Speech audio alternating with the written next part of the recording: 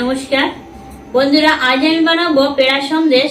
আর এই পেড়া সন্দেশটি 4টি উপকরণ দিয়ে একদম সহজ পদ্ধতিতে বানিয়ে নিব। আশা করি এই পেড়া সন্দেশের রেসিপিটা আপনাদেরও ভালো লাগবে।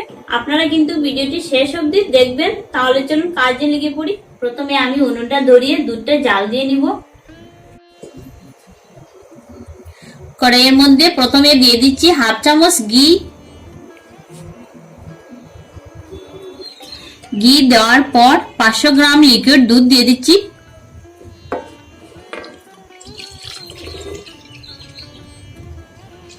দুই পিস লাল বাতাসা দিয়ে দিচ্ছি।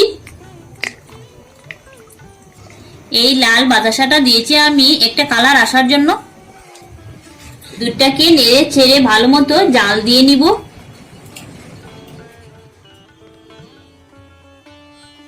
দুধটা জাল হয়ে গিয়েছে, এখন আমি নামিয়ে নিব।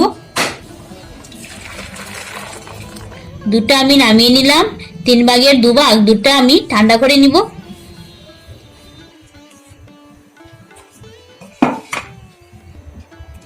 দুধটা ঠান্ডা হতে হতে এখন আমি গুড় কেটে নিব।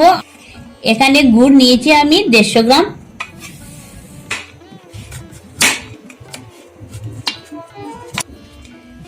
দুধটা 2 ভাগ ঠান্ডা হওয়ার পর এখন দিচ্ছি গুড়। ফুটন্ত দুধের মধ্যে গুড় দিয়ে দিলে দুধ ফেটে যাবে, তাই আমি কিছুটা ঠান্ডা হওয়ার পর দিয়ে দিলাম। গুড়টা নাড়াতে হবে না, 5 মিনিটের জন্য আমি ঢাকা দিয়ে রেখে দিচ্ছি। তো 5 মিনিট পর চাপাটা সরিয়ে নিলাম। দেখুন গুড়টা পুরো গলে গিয়েছে।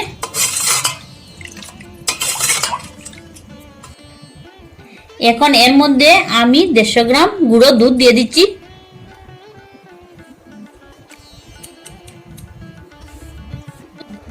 ভালো মতো মিশিয়ে নিব। তো গুঁড়ো দুধটা আমি ভালো মতো মিশিয়ে নিয়েছি। দুধটা আমি এই কড়াইয়ের মধ্যে আবারও নিয়ে নিব, তার জন্য ছেঁকে নিচ্ছি।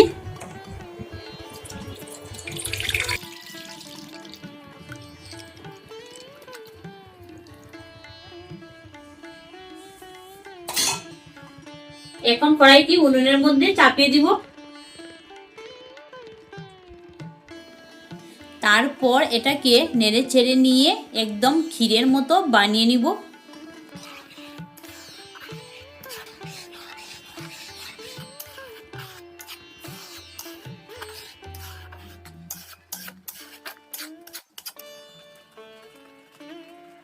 প্রায় 10 মিনিট আমি নাড়াচাড়া করে এইরকম বানিয়ে নিয়েছি।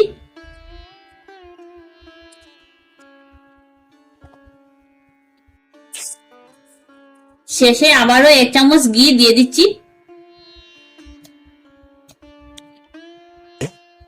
ঘিটা এর মধ্যে ভালো মতো লাগিয়ে নিব।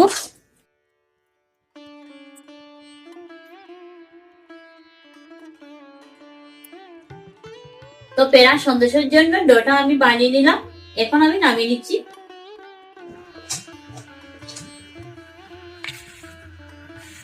পেড়া সন্দেশটা বানাতে ডোটা নামানোর পর গরম থাকাকালীন বানিয়ে নিতে হবে, তা না হলে শক্ত হয়ে যাবে। তো নামিয়ে নিলাম। আর এখন পেড়া যেরকম থাকে সেরকম তৈরি করে নিব। হাতের মধ্যে একটু ঘি লাগিয়ে নিয়েছি।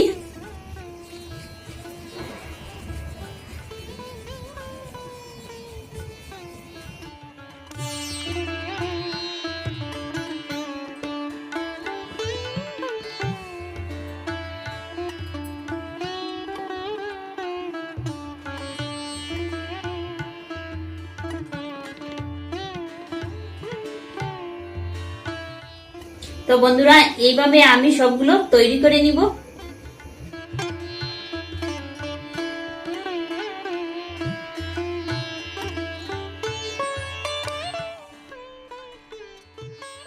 তো বন্ধুরা, সবগুলো পেড়া সন্দেশ আমি তৈরি করে নিয়েছি।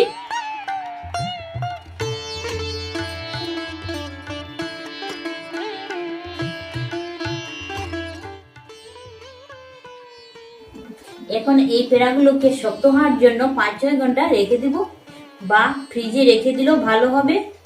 তো আজকে রেসিপি এই পর্যন্ত, আর দেখা হচ্ছে অন্য কোনো রেসিপির সাথে। ভালো থাকবেন, সুস্থ থাকবেন, ধন্যবাদ।